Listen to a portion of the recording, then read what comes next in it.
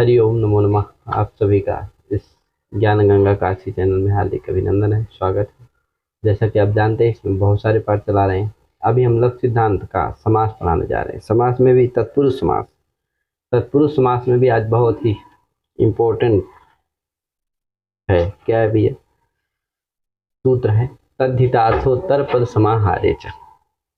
इसमें समानाधिकरणे का अधिकार आ जाता है। तत्पुरुषा समानाधिकरण कर्मधारया, ठीक है। तो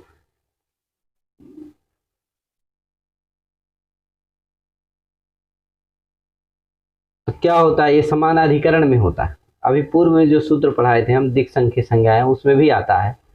तो दिक् संख्य संज्ञायाम जो सूत्र है वो नियम सूत्र है। क्यों? क्योंकि दिक् और संख्या का समानाधिकरण समर्थ सुबंत के साथ समास किसके द्वारा सिद्ध था? विशेषणम विशेषण बहुलम, इस सूत्र के द्वारा सिद्ध था। समझे कि नहीं? सूत्र आएगा एक आगे, विशेषणम विशेषण। पुस्तक कहाँ तुम्हारी? हाँ, तो देखो विशेषणम विशेषण बहुलम, आगे सूत्र आएगा। उस सूत्र के द्वारा समास क्या था? सिद्ध था।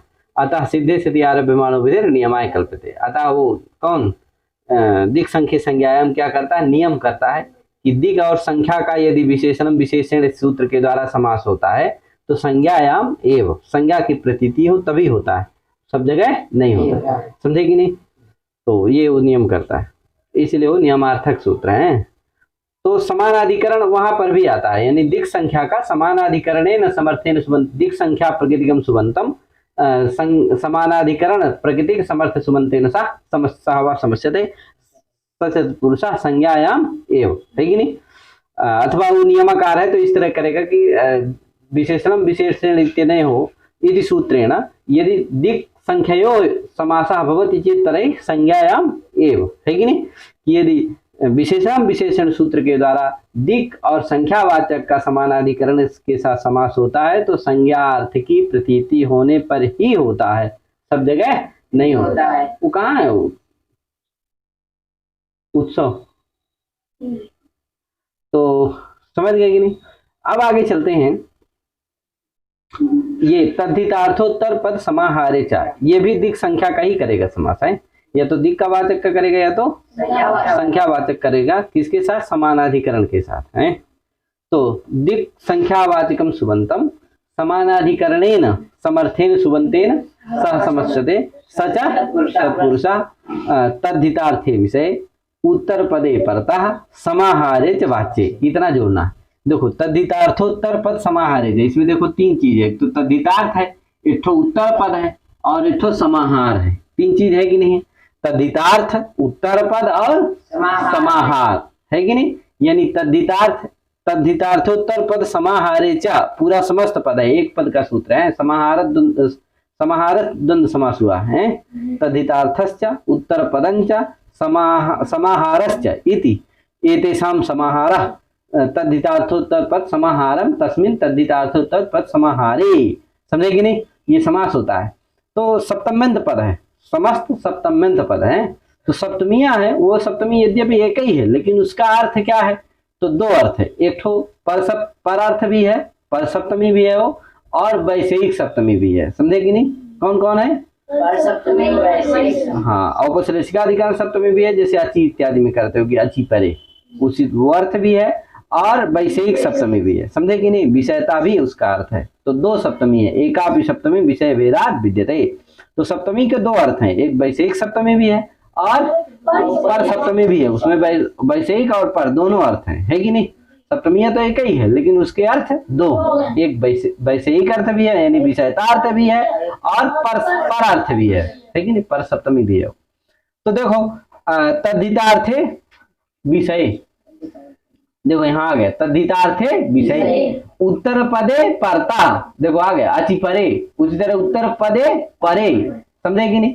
और समाहारे, समाहार विषयतायाम, यानी समाहार वाच्य, विषयता वाच्य वाच्य रूपा है। अतः समाहार की बात, समाहार यदि वाच्य हो, है कि नहीं, तब क्या होता है? समास होता है। तो तीन अवस्था में समास होता है। क्या हो? या तो तद्धितार्थ, तद्धितार्थ की विषयता हो, तद्धितार्थे विषय, है कि नहीं? या तो उत्तर पद में पर हो, या तो उत्तर पद पर में हो। समझे कि नहीं? या तो समाहार वाच्य। तीन स्थिति में ही क्या होता है? समास होता है। किसका होता है? दिक् संख्या प्रकृतिकम सुबंतम समानाधिकरणेन समर्थेन सुबंतेन सहवा समस्यते स च तत्पुरुषः। समझे कि नहीं?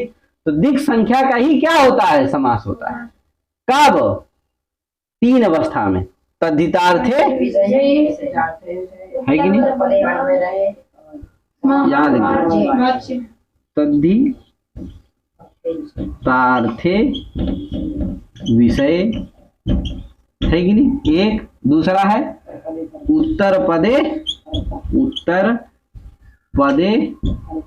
परतः, और तीसरा समाहारे वाच्य, समाहारे वाच्य। ये 3 अर्थों में जब 3 स्थितियां हो तभी क्या होता है?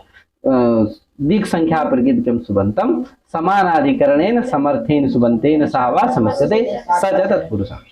एक चीज और ध्यान देना, ये तद्धितार्थोत्तर पर समाहारे चाहिए ही जब संख्यावाचक का समानाधिकरण तत्पुरुष के साथ, समानाधिकरण समर्थ सुबंत के साथ समास होता है तो उसको द्विगु कहते हैं। क्या कहते हैं? द्विगु। समझ गए कि नहीं? इसी से तद्धितार्थोत्तर पर समाहारे में जब संख्यावाचक का क्या 2 का समास होता है, या तो दिग्वाचक का या तो संख्यावाचक का। तो जब संख्यावाचक के क्या होता है? समानाधिकरण के साथ समास होता है तो उसका नाम क्या होता है? द्विगु। समझे कि नहीं? इसी सूत्र के द्वारा वो होता है कि नहीं? उसी को द्विगु कहते हैं। पीछे पढ़ करके आए हो आप, है कि नहीं? कि तत्पुरुष का भेद क्या है? कर्मधारय। कर्मधारय भेदो द्विगु, है कि नहीं? चलते हैं। तो ये स्थिति है तद्धितार्थे विषय उत्तर पदे परतः समाहारे वाच्य। ठीक है। अब देखते हैं उदाहरण इसका। देखो, पूर्वस्याम शालायाम भवा, पूर्वस्याम शालायाम भवा, ये विग्रह है। यहाँ भवा ही क्या है? तद्धितार्थ है। समझे कि नहीं? भव अर्थ में तद्धित प्रत्यय आगे आने वाला। विषय का कहने का मतलब यही है कि जो चीज आगे होने वाली हो, उस समय ना हो तो कोई बात नहीं है, क्या हो? आगे आने की संभावना हो। समझे कि नहीं? आगे आने की संभावना को ही विषयता कहते हैं, विषय कहते हैं। समझे कि नहीं? कि उसकी विषयता। क्यों? क्योंकि वो आगे आने वाला है। समझे कि नहीं? तो जिसकी आगे संभावना हो उसी को विषय से कहते हैं। समझे कि नहीं? आगे संभावना है, खतरा नहीं कहते चलाओ भैया धीरे धीरे चलाओ, आगे खतरा की संभावना, खतरा की विषयता है कह दो, है कि खतरा क्या है? आगे होने वाला, संभावित है, क्योंकि आगे रोड बन रहा, मार्ग बन रहा, सकरा है। समझे कि नहीं? उसी तरह संभावना को ही क्या कह सकते हैं आप? विषयता कह सकते हैं, है कि नहीं? तो तद्धितार्थ की आगे विषयता है, यानी तद्धित प्रत्यय आगे आने वाला है। समझे कि नहीं? इसलिए क्या हो जाएगा इस विग्रह में? ये तो कौन सा विग्रह हो गया? लौकिक विग्रह हो गया। अलौकिक विग्रह क्या होगा? पूर्वागी, पूर्वागी और सालागी। इस विग्रह में क्या कर देना? तद्धितार्थोत्तर पर समाहारे च। तद्धितार्थ की विषयता है कि नहीं है? तद्धितार्थ है विषय। इसमें तद्धितार्थ की आगे विषयता है, तद्धित प्रत्यय आगे आने वाला है। अतः दिग्वाचक यहाँ पूर्वा क्या है? पूर्व क्या है? दिग्वाचक है कि नहीं है? अतः पूर्वा दिग्वाचक प्रकृतिक समर्थ सुबंत कौन हो गया? पूर्वागी। इसका समानाधिकरण समर्थ सुबंत कौन हो गया? ये सालागी। दिग्वाचक प्रकृतिक समर्थ सुबंत कौन हो गया? पूर्वागी। दिग्वाचक प्रकृतिक समर्थ सुबंत कौन हो गया? पूर्वागी। और समानाधिकरण समर्थ सुबंत कौन हो गया? सालागी।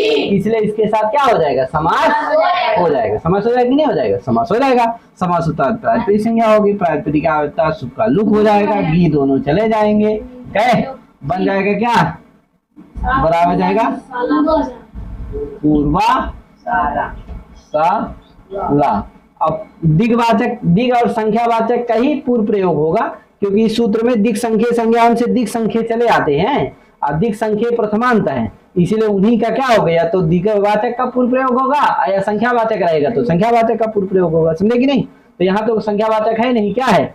दिग्वाचक है। दिशावाचक ना है पूर्व, पूर्व उत्तर पश्चिम दक्षिण ये सब क्या है? दिग्वाचक है। तो अतः इसी का पूर्व प्रयोग होगा, जिससे पूर्वा साला यही रहेगा। ठीक है। अब क्या होगा इसके बाद? सर्वनाम्नो देखो लिखा है पूर्वस्याम शालायाम भवः पूर्वाशाला इति समासे जाते, है कि नहीं। पूर्वाशाला में समास होने के बाद विभक्ति का लुक उक होकर के क्या बचा, पूर्वाशाला, है कि नहीं। अब लगा वार्तिक लगा सर्वनाम्नो वृत्ति मात्रे पुंवद भाव, ये वार्तिक है। सर्वनाम्नो वृत्ति मात्रे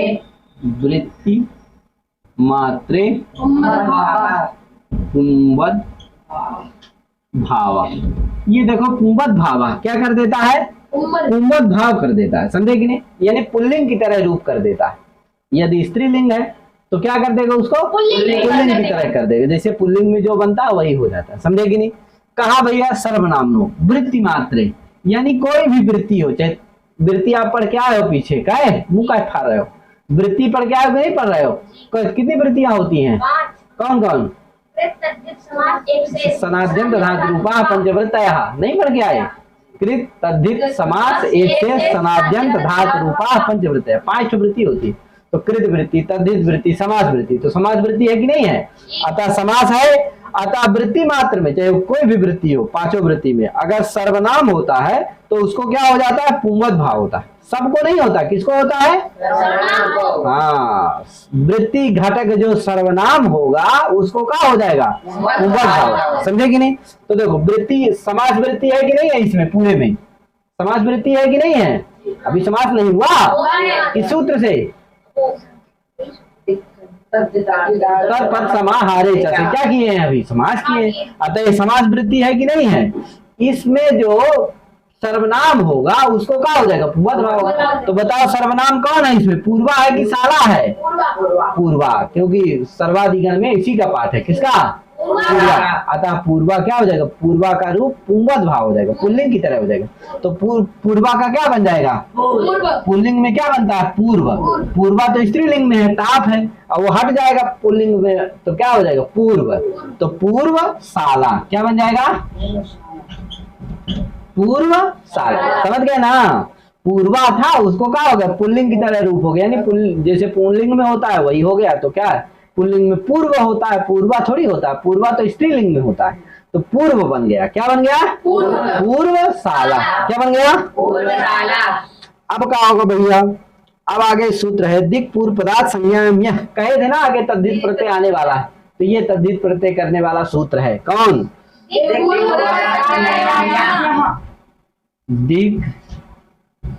दिक् पूर्व पदार्थ संज्ञायाम यह, देखो ये यह प्रत्यय करता है। दिक् पूर्व पदार्थ यानी दिक् है दिशावाचक है पूर्व पद में जिसके, ऐसे समास से क्या करता है, समासांत यह प्रत्यय करता है संज्ञा अर्थ में, समझे कि नहीं, संज्ञा अर्थ की प्रतीति हो तो, समझ गए कि नहीं। दिक् पूर्व पदार्थ यानी दिशावाचक यदि पूर्व पद में हो, ऐसे समास से समासांत क्या करता है, यह प्रत्यय करता है। समासांता यह प्रत्ययास्यात् संज्ञायाम एव, संज्ञा अर्थ की प्रतीति हो तो, संज्ञायाम माने संज्ञा की प्रतीति हो तो, समझे कि नहीं। तो देखो ये पूर्व शाला ये समस्त पद है, बताओ इसमें दिग्वाचक पूर्व पद में है कि नहीं है, दिग्वाचक कौन है, पूर्व। अतः पूर्व पद में है कि नहीं है, अतः दिक् पूर्व पदार्थ समास ऐसा कौन हुआ, पूरा पूर्वशाला। इससे क्या हो जाएगा, समासांत यहाँ प्रत्यय हो जाएगा, क्या हो जाएगा, अब पूर्वशाला ये किसी विशेष स्थान विशेष या गांव विशेष या गृह विशेष का नाम है, अतः संज्ञा की अर्थ की भी प्रतीति है। अतः क्या हो जाएगा, क्या हो जाएगा, यह प्रत्यय हो जाएगा। तो क्या बन जाएगा,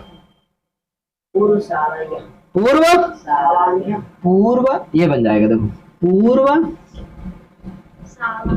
शाला, यहाँ होगा, यहाँ में जाते हो क्या बचता है, केवल आए, यहाँ में क्या बचता है, आ बचता है, यहाँ में यहाँ की संज्ञा हो जाती है, बचता क्या है, केवल आ, है कि नहीं।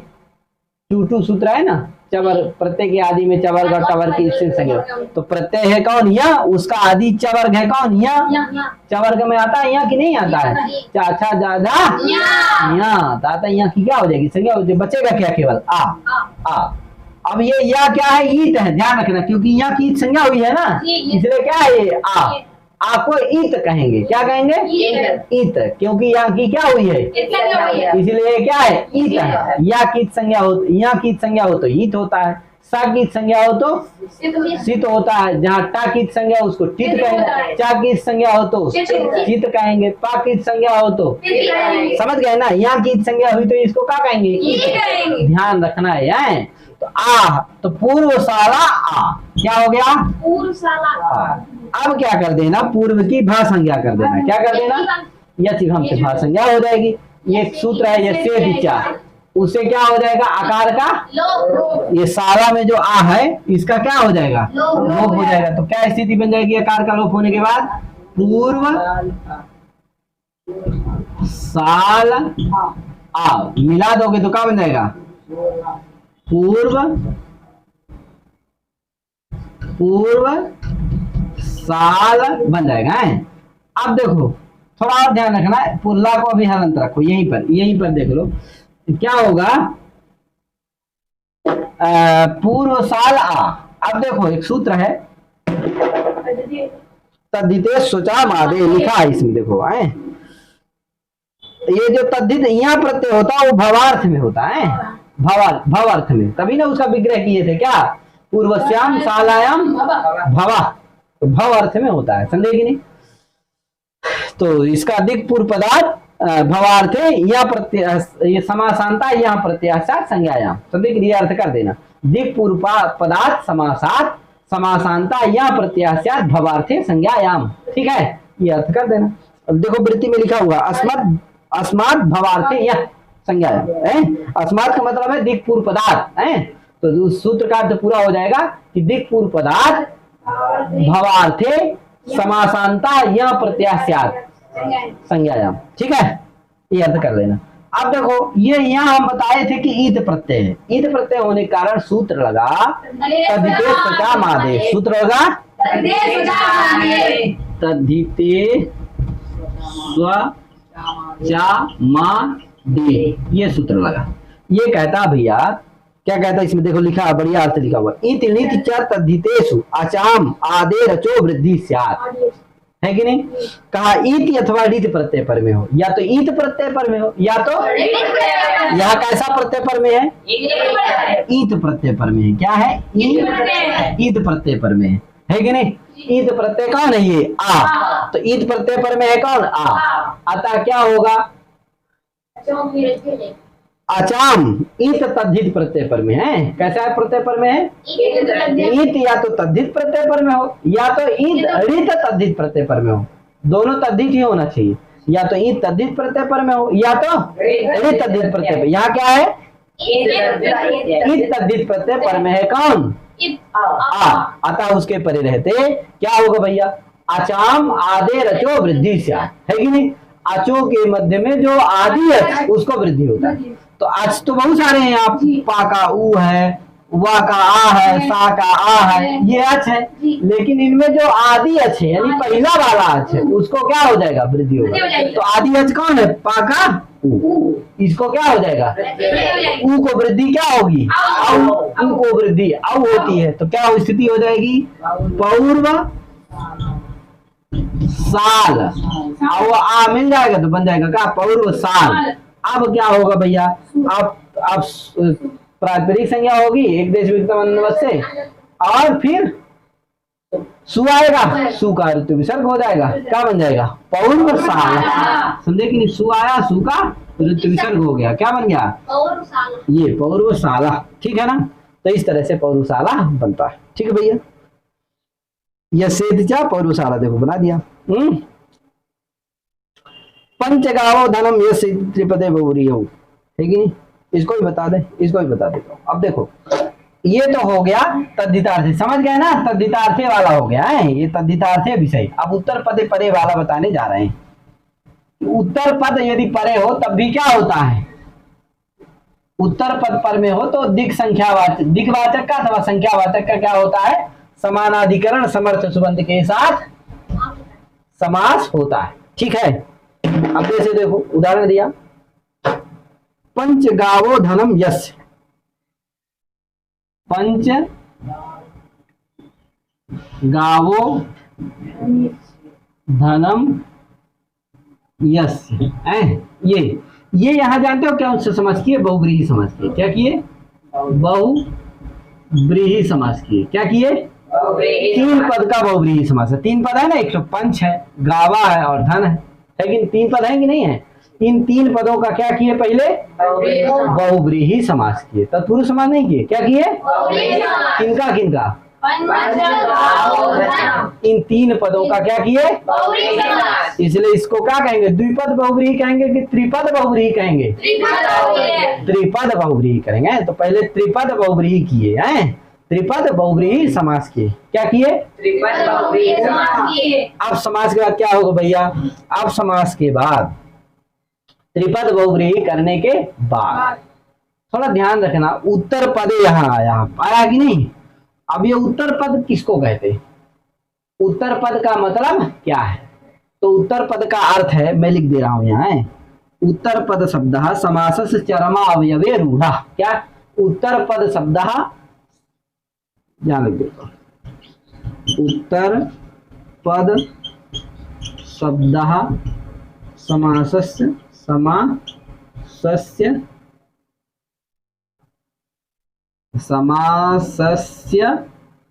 चरमा अवयवे रूढ़ा।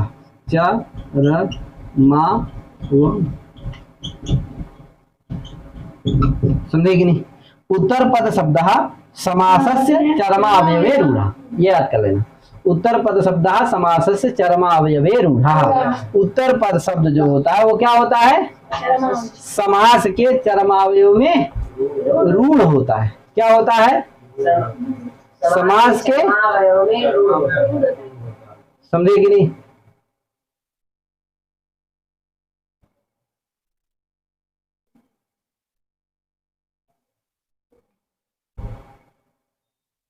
तो उत्तर पद शब्दः समासस्य चरमावयवे रूढ़ा है।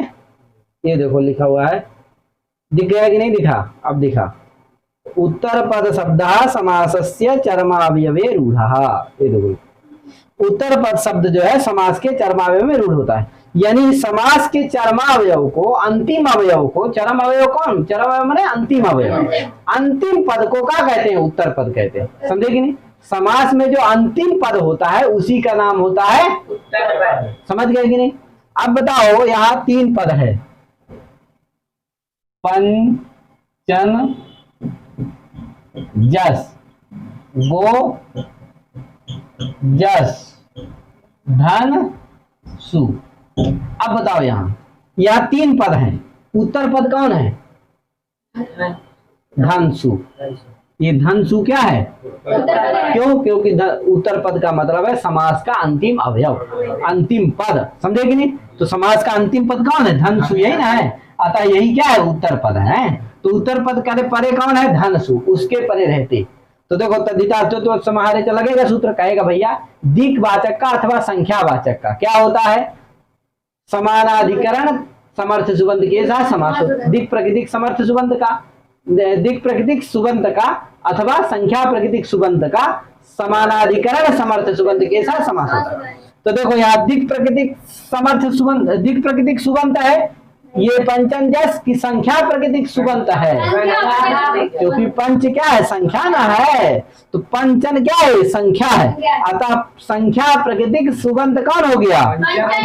जस। इसका समर्थ सुबंत कौन हो गया? गो जस। इसके साथ क्या हो जाएगा? समास हो जाएगा। क्या परे रहते? उत्तर पद परे रहते। तो उत्तर पद परे कौन है यहाँ? धन, धनसु। ये क्या है? उत्तर पद परे। अतः क्या हो जाएगा यहाँ? पंचन जस का गो जस के साथ समास हो जाएगा ना। अब समास हो गया। समास होता है क्या होगा?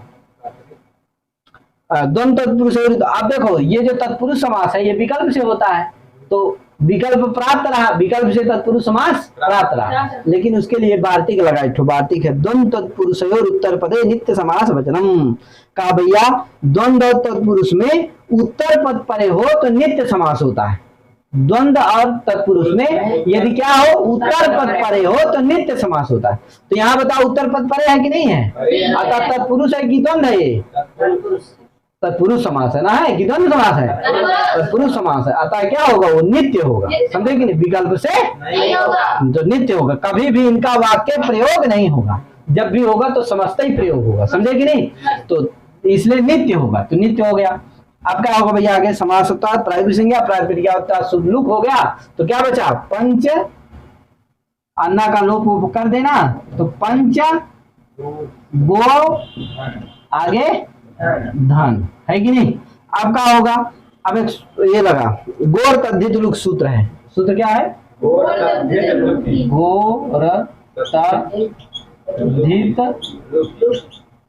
लुक, ये सूत्र है। गोर तद्धित लुक, है कि नहीं? ये सूत्र है। ये कहा भैया, गोरंता तत्पुरुषा, देखो वृत्ति में लिखा हुआ है इसमें, गोरंता तत्पुरुषा तस्या समासांता न तो तद्धित लुकी, है कि नहीं? का गोरंतात तत्पुरुषात, का भैया गो शब्दांतात तत्पुरुष समासात, ऐसा रख दो। क्या? गो शब्दांतात तत्पुरुष समासात समासांता टच प्रत्याशात न तो तद्धित लुकी। समझे कि नहीं?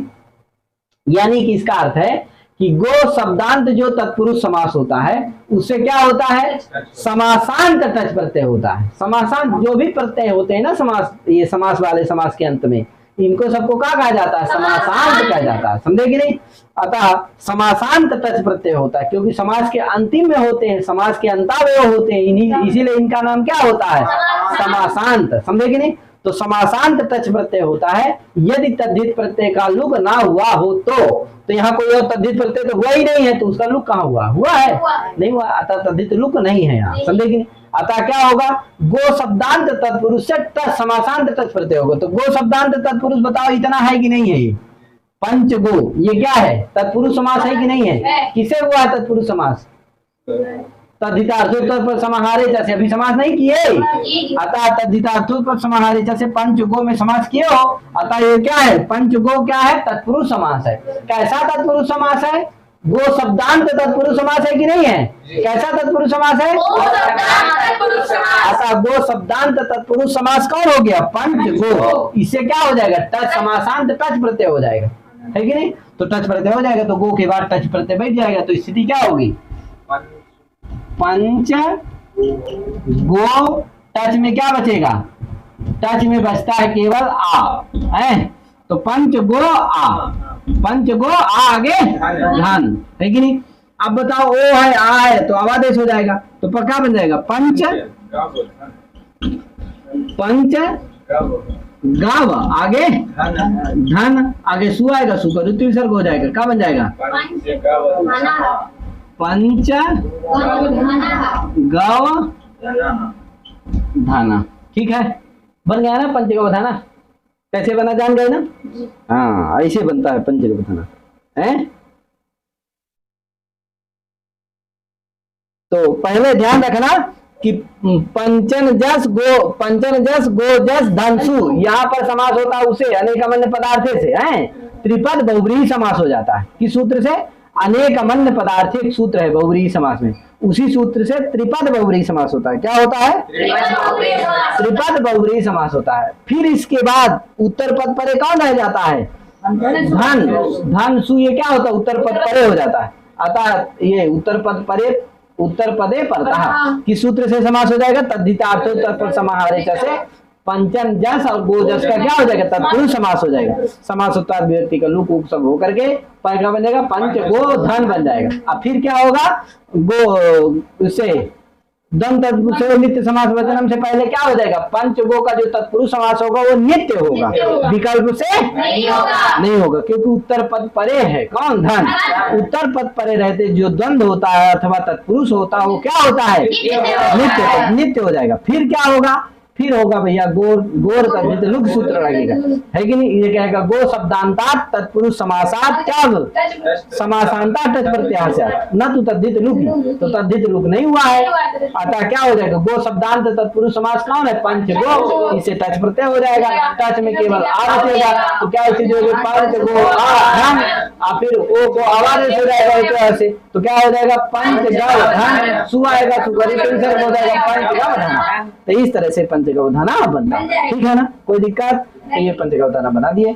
आगे तो दिग्वाचक का भी उदाहरण बता दिए और संख्यावाचक का भी उदाहरण। पूर्व साला किसका हो गया? दिग्वाचक का। और पंच गवधाना किसका हो गया? संख्या का। तो यानी कि तद्धितार्थे विषय का भी हो गया और उत्तर पदे कर्ता का भी हो गया। अब एक ठो बचा है कौन? समाहारे वाचक। तो ये आगे आएगा है, आगे आगे आएगा। तो इतने करके आज अपनी वाणी विराम देते हैं। सभी हरि ओम, नमो नमः, जय श्री राम, शुभ रात्रि।